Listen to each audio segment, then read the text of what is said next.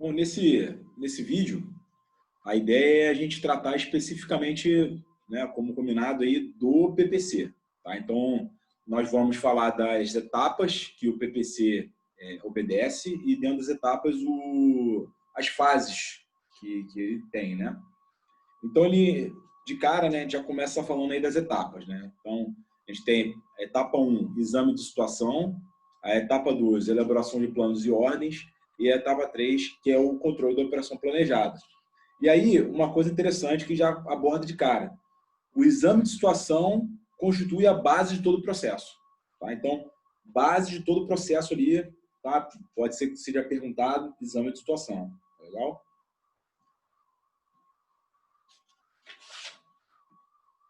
Aí depois, na fase seguinte, né, na etapa de elaboração de planos e ordens, é quando você desenvolve o conceito da operação. Tá? Então, assim, o supra-sumo ali é você desenvolver o teu conceito de operação e entregar um plano operacional. E depois você tem o controle da operação planejada, né? Que tem duas fases, né? O planejamento do controle e o controle da operação planejada, né? Então, assim, a gente vai abordar cada uma delas. Deixa eu ver se eu consigo ficar mais fácil falar por aqui Eu acho que eu vou fazer o seguinte, eu vou abordar por aqui, nas minhas anotações, e aí depois eu vou também no manual. Então, vamos lá. Iniciando aqui com a parte de exame de situação. Tá? Então, o exame de situação você tem 6 fases. Tá certo? A fase 1, análise da missão e considerações preliminares. Tá certo? Depois, a situação e a sua compreensão. Depois da fase 3, possibilidade do inimigo, linha de ação, confronto. A 4, comparação da linha de ação. Né? Depois de você já ter feito essa análise aí da possibilidade do inimigo com a linha de ação, tá? E feito o confronto. Depois, fase 5, decisão. E na fase 6, o conceito preliminar da operação. Tá certo? E aí ele coloca aqui que embora haja uma sequência lógica, né, é possível, né, naquela característica nossa de ser cíclico, né, você poder voltar, né? E essa coordenação cabe ao chefe do Estado-Maior Conjunto, tá? Essa coordenação geral. Então, muito bem. Quando eu terminar de fazer, né, o exame de situação, eu vou no final escrever um documento, né, vai ter um documento formal chamado exame de situação. Tá? A responsabilidade desse documento é do D3, do Estado-Maior Conjunto. Tá? Então, qual é o documento que você, ao terminar essa etapa, você redige? Exame de situação. Lembra que lá no início eu falei que o exame de situação que o comandante operacional avalia, ele é muito importante, acaba até às vezes sendo mais importante do que o seu plano em si? É por causa disso, porque o exame de situação ele tem uma riqueza de detalhes muito grande. Então, na hora que você pega o exame de situação de escola superior, ali você tem uma série de informações que, quando você casa com aquela aceleração do processo de inteligência que acontece já no nível operacional, né, nessa fase já mais operacional, você consegue conjugar tudo isso para você ter o máximo de informações e fazer o planejamento da melhor forma possível. Tá certo? Bom, então agora vamos tratar, né, especificamente aqui, né, no caso aqui da análise de missão e das considerações preliminares, né? Então, nesse caso aqui, o que eu vou fazer? Eu vou olhar, né, a origem e o enunciado da missão. Então, eu vou olhar, primeiro, o que vem do escalão superior, tá? Porque a partir por exemplo, da análise, né, da missão do escalão superior, é que eu vou tirar, por exemplo, as minhas tarefas, onde eu vou checar onde que eu vou me relacionar com o meu escalão superior, tá certo? Então, essa fase ela é muito importante, tá? Basicamente, na hora que eu checo né, esse estudo da missão do escalão superior, eu vou estar olhando que pela primeira vez vou olhar a intenção do comandante, né, do escalão superior, vou olhar a missão dele, os efeitos desejados, as premissas básicas. Eu vou fazer umas considerações aqui sobre premissas básicas, né? Mas, assim, isso aí vai servir, em suma, para quê? Para eu me posicionar no contexto. Eu saber aonde que eu vou entrar, onde eu vou contribuir para o sucesso da missão do escalão superior, a qual eu estou subordinado. Muito bem, só uma questão rápida aqui sobre premissa básica, né?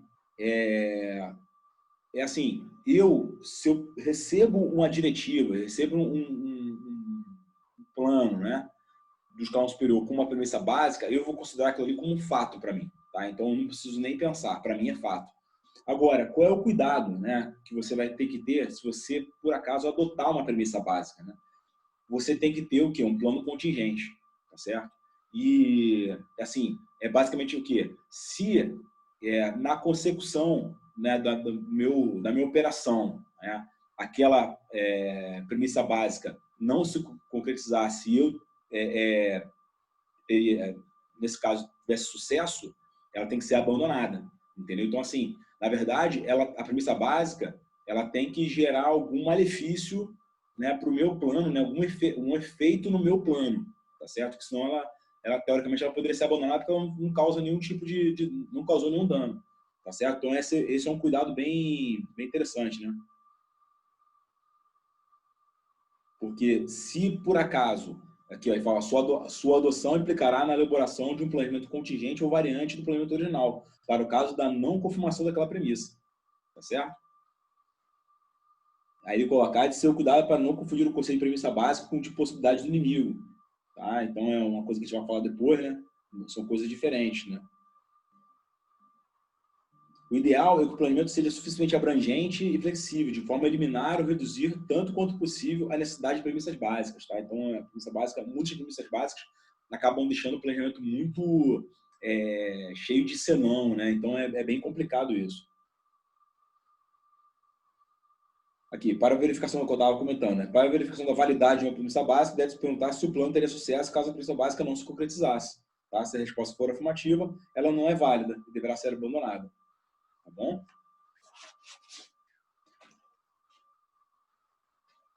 Aí depois eu vou passar para a análise da própria missão. Então eu vou identificar, né, quais são os efeitos que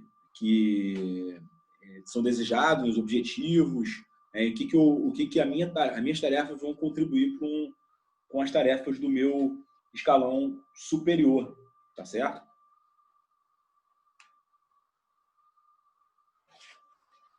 E aí, depois, no momento seguinte, uma coisa que eu queria também chamar a atenção aqui é na parte de considerações preliminares, tá? Por que essa parte é importante? Lembra que eu falei da intenção do comandante, que é a primeira vez que eu vou olhar isso logo agora, no início do meu planejamento?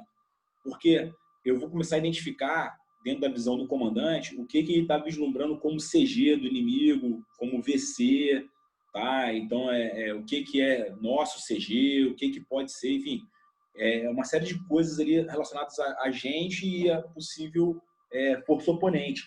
Por quê? Porque isso vai orientar, dentro dessa fase, as considerações preliminares, tá? Que consiste basicamente em uma avaliação preliminar de CG e VC. Tá? Então, a primeira vez que o comandante vai olhar CG e VC, né? E também vai olhar algumas questões relacionadas a aspectos políticos, econômicos, psicossociais, científicos, tecnológicos, e vai verificar também área de responsabilidade, bens adjudicados, inimigo. Tá? Então, nessa hora que ele vai checar isso aí. E aí, com isso, ele vai conseguir fazer ele vai conseguir rascunhar, né, nessa fase do planejamento, né, o nosso próprio CG, né? Nosso próprio CG, a nossa VC, né, baseado nesses aspectos todos aí que a gente está avaliando aqui. Tá bom?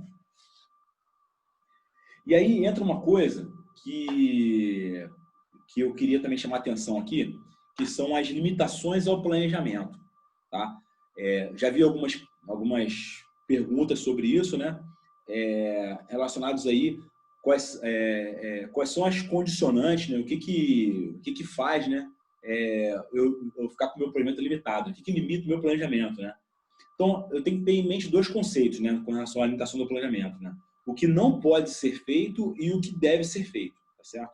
Então, essas duas limitações, esses dois conceitos, né, o que não pode ser feito e o que deve ser feito, é o que gerencia todo o meu processo ali de execução da minha nas minhas tarefas, tá legal? Que vão contribuir para a consecução da missão do escalão superior.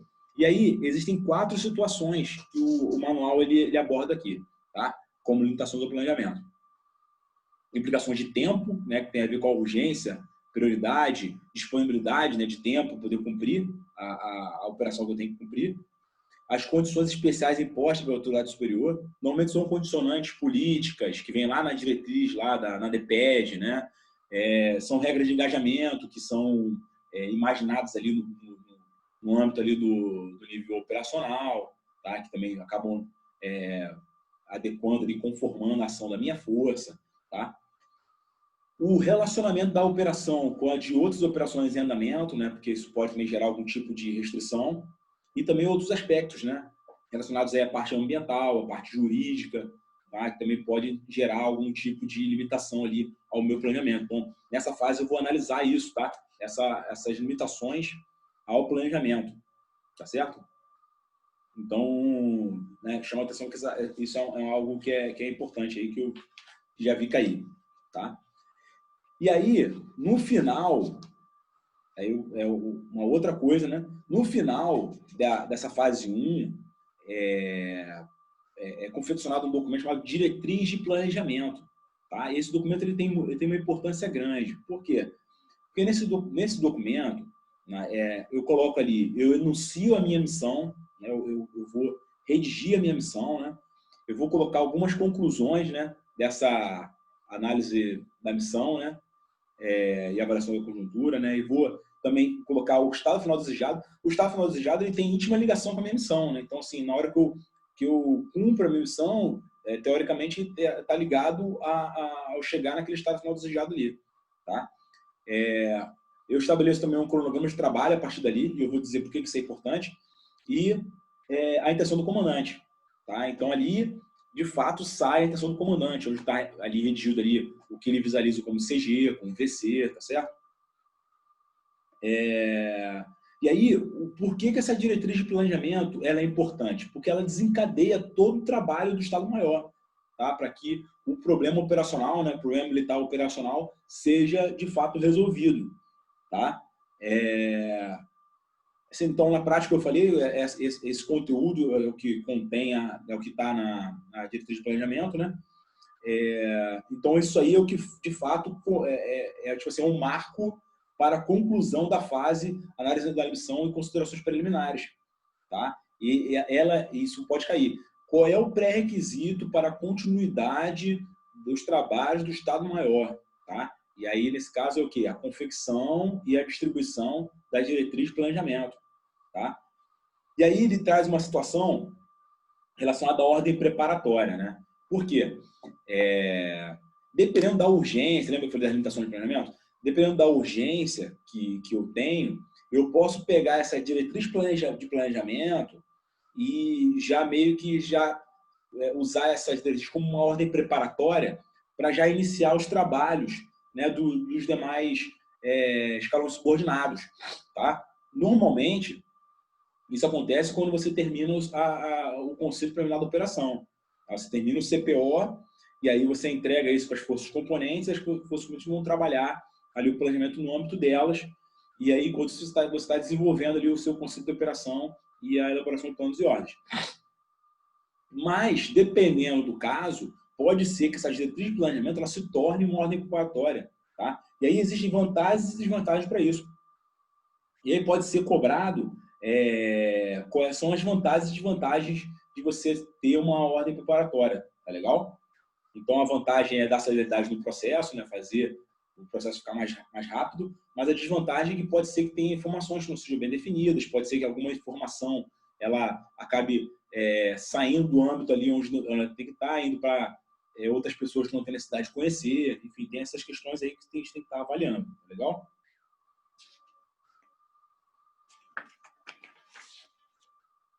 Aí depois a gente vai passar para situações de sua compreensão. Aí nessa parte aqui da situação em sua compreensão, a gente tem algumas questões aqui bem interessantes, né? Porque o que acontece? Lembra que nessa parte da análise da missão e considerações preliminares, eu fiz uma análise da missão do escalão superior, vi o que tem em relação a mim, né? Fiz algumas considerações preliminares, né? E identifiquei limitações do planejamento e tal, e depois no final saiu uma diretriz de planejamento. Agora, na sua compreensão, eu vou refinar isso, tá? É por isso que ela é importante, tá certo? Por quê? Porque na hora que eu vou pegar as informações que eu já coloquei lá na missão, né, e considerações preliminares, né, eu vou pegar e vou completar esse estudo no momento em que eu começo a analisar aqui, por exemplo, a característica da área de responsabilidade. Né? Então, eu pego ali a minha área de responsabilidade e vou começar a avaliar ela em termos de fatores gerais e fatores fixos, tá certo? Aí tem um detalhe aqui, os fatores gerais, ele meio que repete aquelas considerações preliminares lá, né? Político, econômico, psicossocial e científico e tecnológico.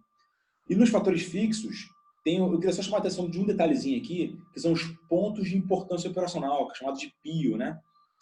Esses PIO, eles são, digamos assim, considerações mais estáticas, tá? Por que eles são importantes? Porque lá na frente, quando eu for fazer a comparação dos poderes combatentes, ainda nessa fase, aí eu vou meio que usar eles, mas só que em termos dinâmicos, para saber em termos de mobilidade das minhas forças, tempo de reforço, tempo para poder fazer tal coisa. Então, em um dado momento, então, quando eu faço essa análise da característica da área de responsabilidade, eu faço uma análise mais estática, e depois, quando eu for partir lá para a comparação dos poderes combatentes, aí eu faço uma análise mais dinâmica, tá certo? Então, esse é um dado que é importante ter em mente, tá certo?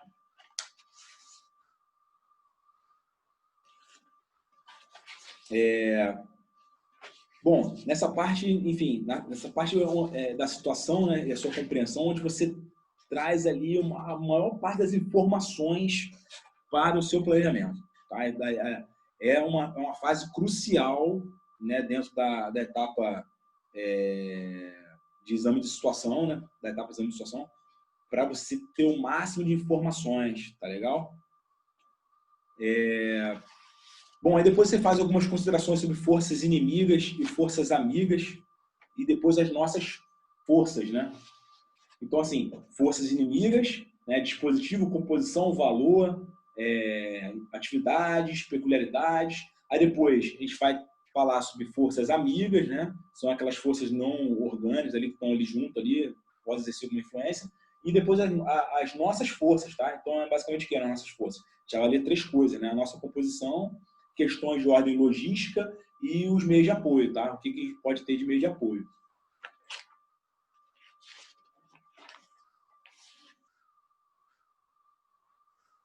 Aí a gente vai chegar no que eu falei, né, na comparação dos poderes combatentes. Isso aqui é uma parte importante, por quê? Porque na comparação dos poderes combatentes, a gente pega as forças combatentes, é um primeiro, digamos assim, um primeiro jogo de guerra mental que você faz, né?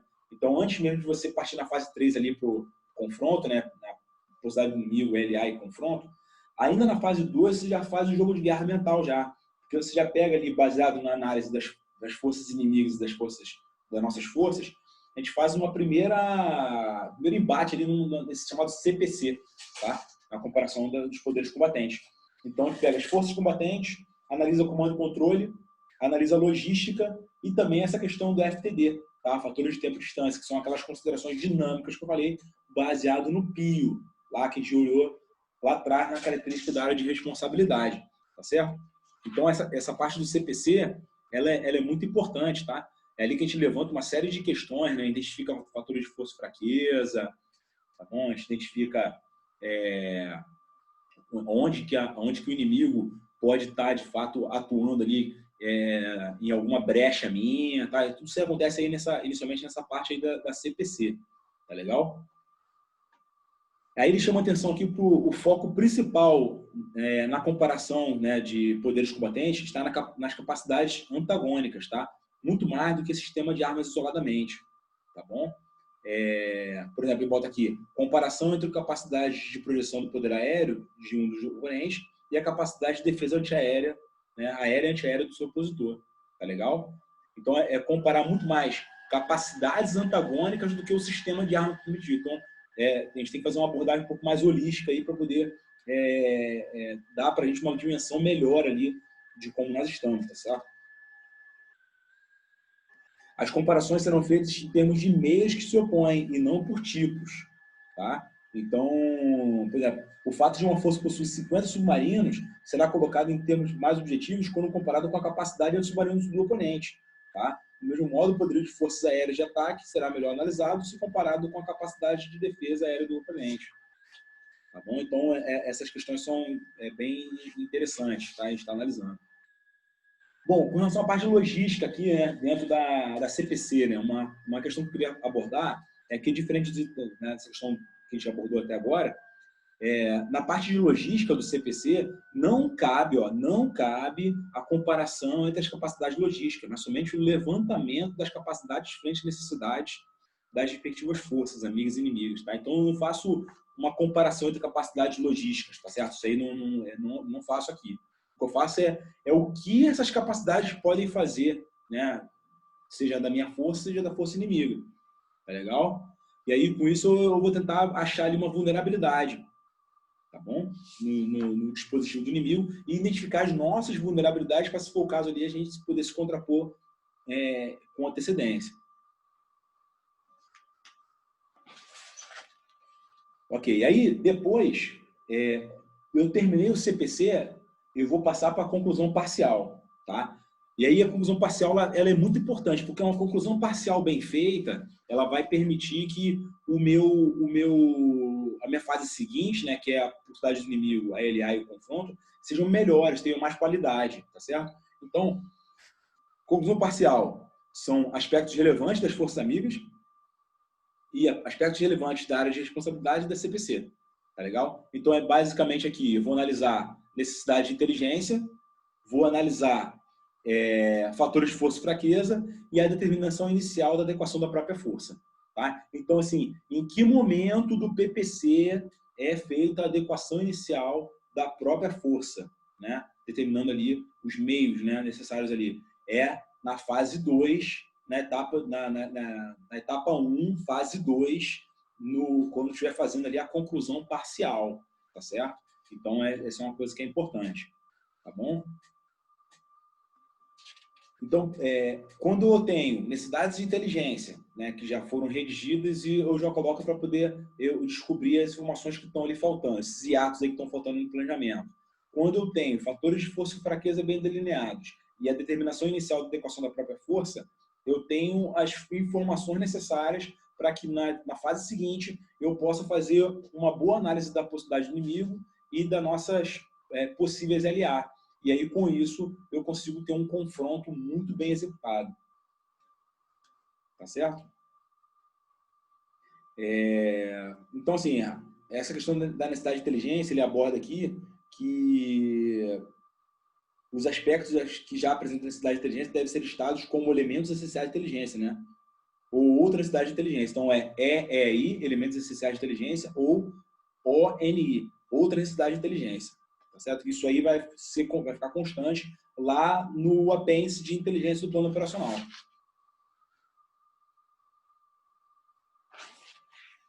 Bom, legal. Aí a gente vai sair agora, então, depois dessa conclusão parcial, né, já está em condições de evoluir para a fase 3 da etapa 1, que é a parte de PI, LA e confronto. Tá bom? E aí, já vi várias vezes, acho que todas as provas de PPC eu vi até agora, essa pergunta, né? O que conceitue possibilidade do inimigo, tá? Então, algumas coisas-chave, né? Possibilidade do inimigo é qualquer ação, tá, que o inimigo é capaz de fazer, ele tem capacidade de fazer. E essa capacidade que ele tem de fazer, para ser possibilidade do inimigo, ela tem que preencher 2 requisitos, tá certo? Um, tem que ser compatível com os meios que ele dispõe. E outra, essa capacidade tem que ser tal que possa interferir com a minha missão, né? Com a missão do comandante, tá certo? Então, é isso que é importante. Então, capacidade de empreender determinada ação com os meios que ele possui, tá certo? E que gera interferência na missão do comandante. Aí isso sim virá uma possibilidade do inimigo, tá bom? Outra coisa que ele aborda aqui é que a gente não pode pensar em termos de intenção do inimigo, é sempre de possibilidade do inimigo. Então, a gente não pode abandonar nenhuma possibilidade por achar que o inimigo não vai fazer aquilo ali, porque aquilo ali é improvável. Tá? Se a gente estiver fazendo isso, a gente vai estar pensando como o inimigo, né? Em termos de intenção do inimigo. A gente não pode fazer isso.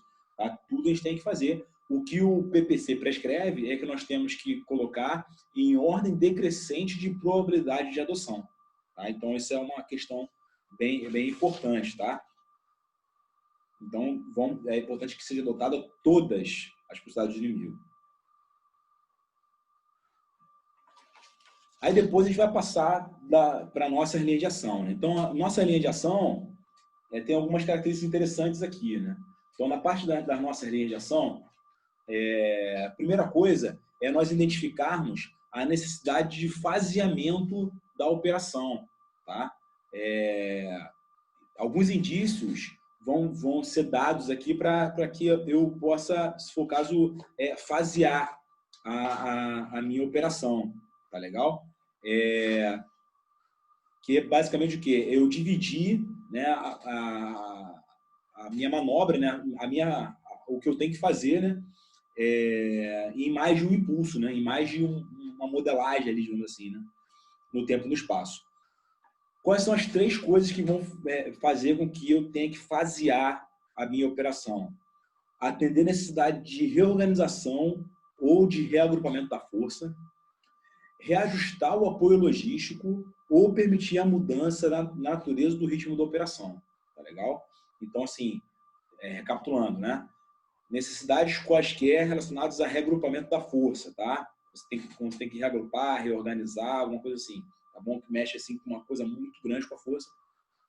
Exige você fasear. Necessidades relacionadas a apoio logístico, né? Você poder fazer reajuste no apoio logístico. Também exige aí, prescreve a necessidade de faseamento. E, por fim, mudanças de natureza ou de ritmo na operação. Tá? Então, quando eu mudo eu tenho alguma necessidade de mudar algum eixo de progressão, quando há um avanço maior para uma área né, diferente de terreno, né, ou quando outras forças vêm e se incorporam, se juntam, tá? Quando o apoio logístico se torna diferente, por exemplo, eu tenho que apoiar de um jeito, tem que apoiar de maneira por meios aéreos, pelo modal aéreo, a outra hora eu vou apoiar pelo modal terrestre. Então, tudo isso aí é prescrevendo necessidade de faseamento da operação. Tá legal? Então, lembrando, faseamento da operação está dentro dessa abordagem da linha de ação, tá? Na fase 3. Tá legal? Depois, definição de indicadores, né? Por que é importante, né? O que traz para a gente aí essa questão de indicador? Porque o indicador, ele traz para a gente ali uma questão de relevância e tendência, né? Ele coloca ali aspectos de gerenciamento para que eu possa mensurar como é que eu estou desencadeando a minha operação. Isso aí me confere uma possibilidade muito boa ali de eu trabalhar ali né, o que eu tenho, né, os meios que eu tenho, enfim, tá certo? Depois, seleção de frente. Bom, pessoal, então, eu estava falando dessa questão de definição de indicadores, né? Então, ele é muito importante porque ele me traz relevâncias e tendências que vão permitir eu mensurar como é que eu estou caminhando para a consecução do meu efeito desejado, tá certo? Depois disso, a gente vai ver a nossa seleção de frente, tá? A seleção de frente, eu tenho como escopo aqui, ele coloca no manual, né? Maximização dos princípios de guerra de massa e economia de meios. Então, pode perguntar, né? Nessa parte da linha de ação, seleção de frente, quais são os princípios de guerra que eu estou querendo maximizar, né? Massa e economia de meios, tá certo?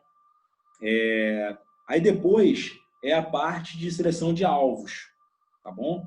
E aí, na parte de seleção de alvos, eu vou colocar uma lista integrada de alvos, né? Vou colocar elas no papel, nesses alvos, todos os possíveis alvos, que depois, lá na frente, isso vai ser alvo aí daquela reunião de coordenação, né? de apoio de fogo, né? E isso vai virar ali, vai ter aquela L-pipa, que depois vai virar lipa, tá bom? E depois, no final, eu vou redigir, né, o meu conceito sumário, né, de cada LA, né? E aí eu vou ter ali uma LA basicamente ali com um enunciado, né, uma representação gráfica para ela, né, do que vai ser feito ali, né? E mais um conceito sumário, tá legal? Então, eu tenho enunciado da LA, né, no geral, né? Meio que meio que uma cara de decisão ali, né? Uma representação gráfica para ela, um cálculo, né? Uma forma ali de você visualizar aquele desenho, e um conceito sumário, né? Que vai me falar o que eu tenho que fazer ali para poder fazer com que aquela LA ela se cumpra, tá bom? Aí, nessa parte aqui, na fase 3, etapa 1, nesse momento que a gente já faz aquela prova preliminar de APA, tá? De adequabilidade, praticabilidade e aceitabilidade. Lembrar que no PPC não existe execuibilidade, é praticabilidade, tá legal? E aí o manual explica, né, que uma LA adequada é aquela que pode cumprir a missão por ela mesma, né? A praticável é aquela que pode ser implementada com as forças, apoio, tecnologia, levando em consideração a oposição esperada por parte do inimigo, tá? E a aceitabilidade é se os prováveis resultados compensam os custos estimados, tá certo? Aí ele coloca lá que, por exemplo, a adequabilidade ele é objetiva e absoluta, tá? Já a praticabilidade ela é objetiva, mas ela já é mais subjetiva, tá? É mais relativa. E a aceitabilidade ela é totalmente, né? Ela é relativa e subjetiva, tá? Porque varia totalmente ali. Pode ser que um comandante ache uma LA mais aceitável e outro comandante não acha a LA tão aceitável assim, tá? Ela é bem relativa, esse conceito é bem relativo, tá? Ele fala que a praticabilidade e a aceitabilidade depende do julgamento pessoal e, portanto, dois ou mais comandantes poderiam chegar a conclusões diferentes, tá? Mas isso não acontece com a adequabilidade, tá? A adequabilidade, não posso falar assim, essa aqui é mais adequada, essa aqui é menos adequada. Isso é doutrinariamente errado. Na verdade, é adequado ou não é adequado. Ela cumpre a missão ou não cumpre a missão, tá bom? E aí, depois de eu empreender, né, a prova preliminar de adequabilidade, praticabilidade e aceitabilidade, eu vou fazer o processo de validação da linha de ação, tá? Então, assim, basicamente, na hora que eu vou validar a linha de ação, né, ele comenta aqui que eu vou checar, né, se existe aí alguma que está parcialmente válida, né? Eu vou olhar ali de acordo com aqueles requisitos, né? Na hora de fazer a verificação, né? A LA tem requisitos, né? E daí eu vou, de fato, se for o caso, voltar para poder refazer, combinar, tá certo? De forma que realmente eu cheque, né, se os conceitos associados àquela LA estão cumprindo a missão, tá bom? E aí sim eu estou em condições de ir para o confronto, tá? Então, nesse momento aqui do confronto, é onde realmente acontece, né? Lembra que eu falei da CPC lá na fase anterior, você já tem aquele escopo inicial ali para você olhar ali o que tem. Agora não, agora no confronto, você realmente faz um jogo de guerra mental em que você olha as características ali sua e do seu oponente ali, faz esse jogo de guerra ali batendo um com o outro, né? Considerando ali as possibilidades do inimigo, as ações que a gente pode empreender relacionadas à nossa LA, e aí faz essas interações, né, da LA com a possibilidade do inimigo, né?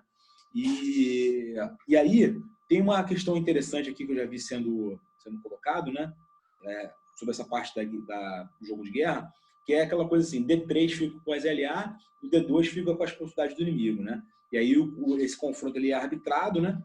E baseado nessa análise dinâmica aí, o D5 ele monta um rascunho de uma matriz de sincronização, tá? Então, assim, é nesse primeiro momento aí que você tem uma matriz de sincronização básica ali, né, das interações, tá? Então, na fase 3 da etapa 1, você tem já um rascunho da matriz de sincronização básica, tá? Isso aí é bem importante, tá? E já foi cobrado, tá bom? Aí também outra coisa, né, que também vê a necessidade de combinação de LA, né? E aí pode ser perguntado, né, do motivo, do porquê de se combinar LA. Então ele fala aqui, né, uma combinação de LA justifica-se somente se a LA resultante mostrar-se mais aceitável ou eficiente para o cumprimento da missão, tá? Mostrar-se mais aceitável ou eficiente. Então, por exemplo, não cabe, por exemplo, eu combinar duas LA que sejam ali adequadas, por exemplo. Tá? Não faz sentido eu combinar a LA assim. Tá? Faz sentido se ela é mais aceitável ou eficiente, tá certo? Uma coisa que também chama atenção é para a gente ter perfeita noção da questão da sustentabilidade logística de cada LA. Na verdade, na hora que a gente checa os requisitos de logística e de apoio, esses dois requisitos eles exigem uma análise um pouco mais aprofundada, tá certo? De forma que eu tenha informações relevantes relacionadas à linha de ação. Tá legal? E aí, depois disso, eu faço já na fase 4, tá? Da etapa 1, a comparação da linha de ação. Tá? Então, assim, o que acontece? Depois de eu empreender, né,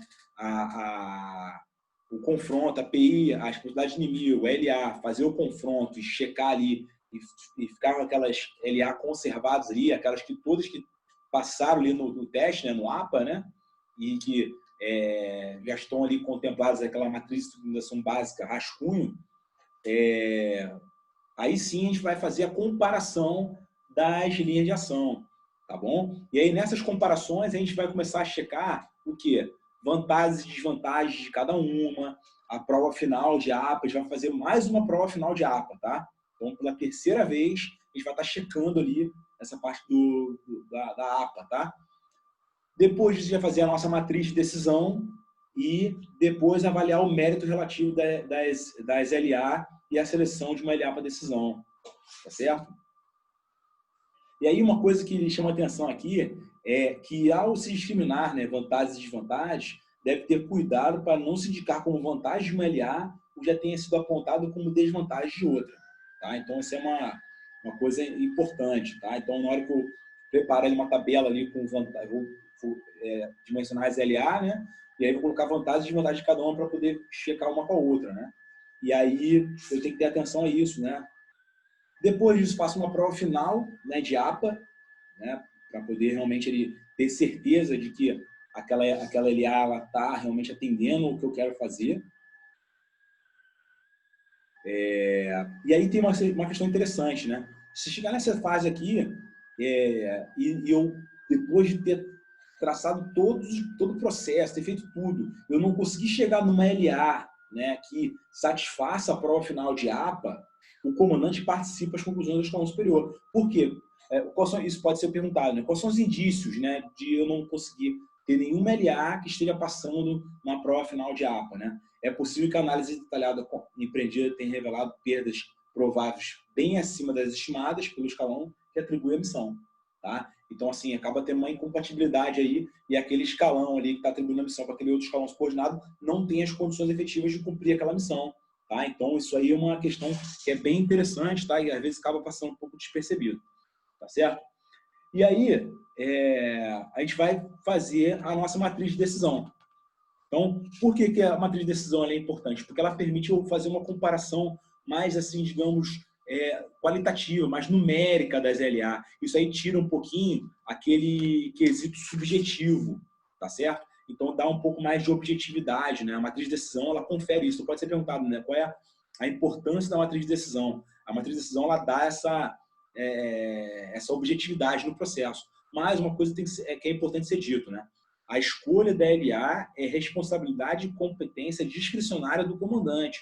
Tá? Então, o fato de uma LA, depois de uma matriz de decisão, ter tido uma pontuação de X e a outra ter tido X mais tanto, e mesmo assim o comandante decidir por essa que teve pontuação X, tá safo, entendeu? Porque isso aí é a decisão que é privativa do comandante. Tá? O importante é ele ter certeza que é o melhor que ele pode fazer dentro do que ele tem de meios, dentro da situação que ele está inserido, dentro do que ele pode contribuir com o escalão superior, tá certo?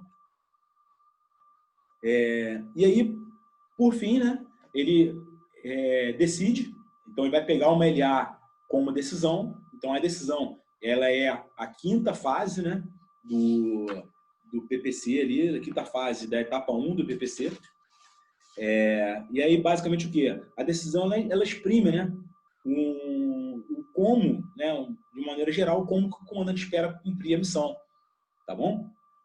E assim, normalmente, num planejamento conjunto, você tem a fase 6, que é o conceito preliminar da operação. Mas caso não seja, caso não haja tempo, porque o fator tempo ele continua sendo sempre muito importante, né? Então pode ser que às vezes não seja feito CPO. Então a decisão ela acaba tomando meio que um jeito de CPO ali, tá? De conceito preliminar da operação, tá? Mas normalmente você depois da decisão você refina ela e tira dali o teu conceito preliminar da operação, tá? O que compõe? Qual é a composição mais ou menos ali clássica ali de um conceito preliminar da operação?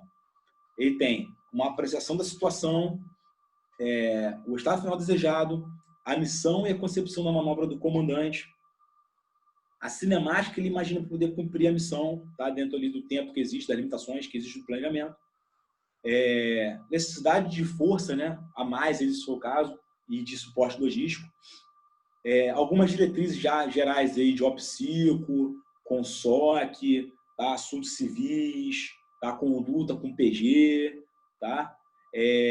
Algumas coisas relacionadas a riscos políticos, diplomáticos, econômicos, militares, e também algumas diretrizes para a confecção da lista de alvos, tá? Que também, assim, basicamente, você parar para analisar, meio que um resumão, tá? De tudo que foi discutido nas 5 fases anteriores da etapa 1. Tá? Então, aí ele vai trazer aqui de forma mais resumida. Tá legal? Então, assim, o que é o CPO? O CPO nada mais é do que o aprimoramento do conceito sumário da LA selecionado como decisão. Tá? E basicamente, isso vai aprimorar, você vai refinar, né, esse conceito sumário aí, de forma que você possa tirar aí essas informações do que eu acabei de citar agora aqui. Uma coisa que é importante também colocar, né? O CPO, ele não é um documento de uso interno do Estado Maior Conjunto, tá? Ele não é uma coisa assim que tem que ficar só ali, né? Ele pode, sempre que possível, adequado, e tem que ser disseminado para forças componentes sob a forma de ordem preparatória. Lembra que eu comentei que o CPO, na marca, é o documento que desencadeia o planejamento também das forças componentes? Então, é isso aqui. Ele vira como se fosse uma ordem preparatória, tá?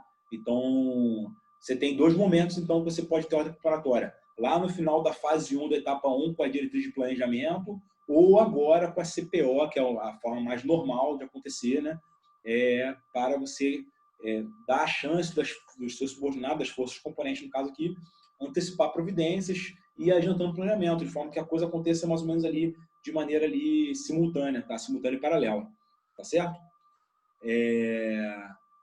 Então, assim, no final, o que eu acho importante é de saber, né, que o CPO ele pode servir como ordem preparatória, o que ele contém, tá? E saber que ele é como se fosse um coroamento, né, do trabalho executado durante a etapa de exame de situação, tá certo? Então, é isso que é o CPO, tá certo? Bom, agora no próximo vídeo, provavelmente o último vídeo da série PPC, eu vou falar sobre elaboração de planos e ordens e do controle da operação planejada, tá? E aí eu vou citar mais algumas coisas que eu julgo serem importantes aí dessas duas etapas aí do PPC.